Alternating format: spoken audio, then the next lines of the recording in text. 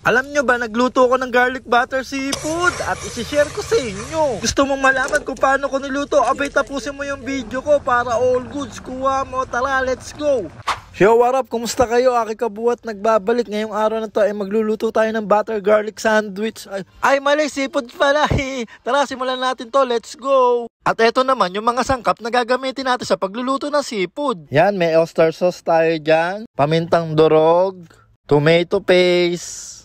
Yan. At gagamit din tayo ng butter at any brand ay pwede. At meron din tayo ditong atswete, asin, bawang. At eto naman yung crab na ilalagay natin. Tapos yung tahong. Ayan, bali nilaga ko lang yan guys. May mais din tayo. Ayan, nilaga ko na rin yan. At eto naman yung ilalagay nating hipon. Yan.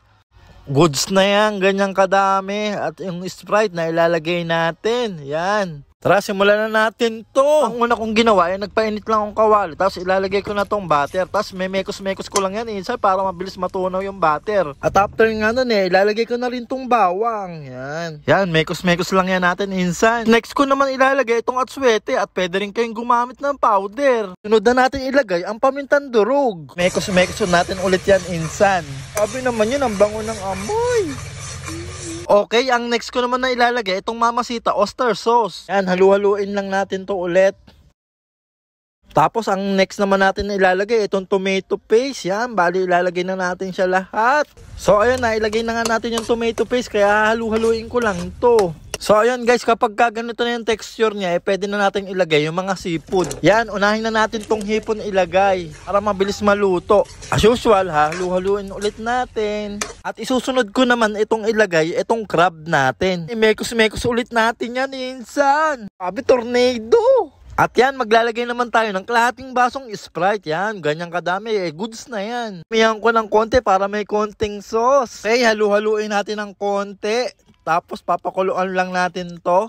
At habang pinapakuluan natin, ilalagay na natin tong tahong. Yan, bali yung huli na nating nailagay yung tahong kasi nailaga na natin to kanina. Kaya mabilis na tong maluto. Sa pagkakataon na to, titimpla na natin siya ng asin. At sa paglalagay naman ng asin po, tansyahan na lang po kung gaano kadami nulutuin nyo. Grabe guys, di ko pa siya natitikman. Pero ang itsura at amoy niya, nakakagutom na, mukha ng masarap. Yan, lagay na rin natin tong mais. Yan, bali huli ko rin to nilagay yung mais kasi nailaga ko na to kanina. Kaya konting init lang dito, goods na yan. Yan, mekos-mekos ulit natin yan insan para mabilis maluto yung nilagay nating mais. Alam nyo ba guys, first time ko lang magluto nito kaya sobrang excited kong matikman na to. Kala ko kasi dati mahirap lutuin to madali lang pala. Kaya try nyo na rin itong lutuin guys, sobrang dali lang niyang gawin. At masarap din siyang ulamin, lalo na kung madalang lang kayo makakain nito. At kung nagustuhan mo naman ang video na to, paki-like naman and share na lang po para alam din nila. Salamat! So ayun, finally, luto na ang ating garlic butter seafood.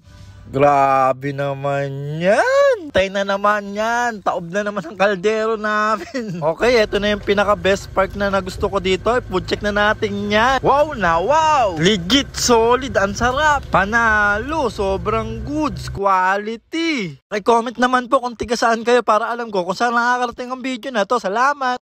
So ayun, siguro dito ko na rin tatapusin yung video ko. Maraming salamat sa panonood. Ayun, hanggang sa muli. Aki Kabuhat, peace out, all good. Ang kulit ng anak ko. See you sa next vlog. Bye-bye. Sheesh. Kulit talaga ni Baby Yuri. Gustong kuha yung cellphone ko. Bye-bye na nga. Blah. Sipag magtututulog, kaya pita ka puyat. Imbis magbanat ng buto, nagbunat ng butong may kasamang ikab. Ganong katamad, sabay-aba sa magaling, magabang na malalaglag. At nagtataka ka pa kapag sabay sa mawala ka na nakakapkap. Clap, clap, clap, ang hilig mo sa teka muna. Kaya imbis sa lapian nakuha mo muta. Punto ko sana makuha, na baka sa kakahiga mo ay diyan ka makuba.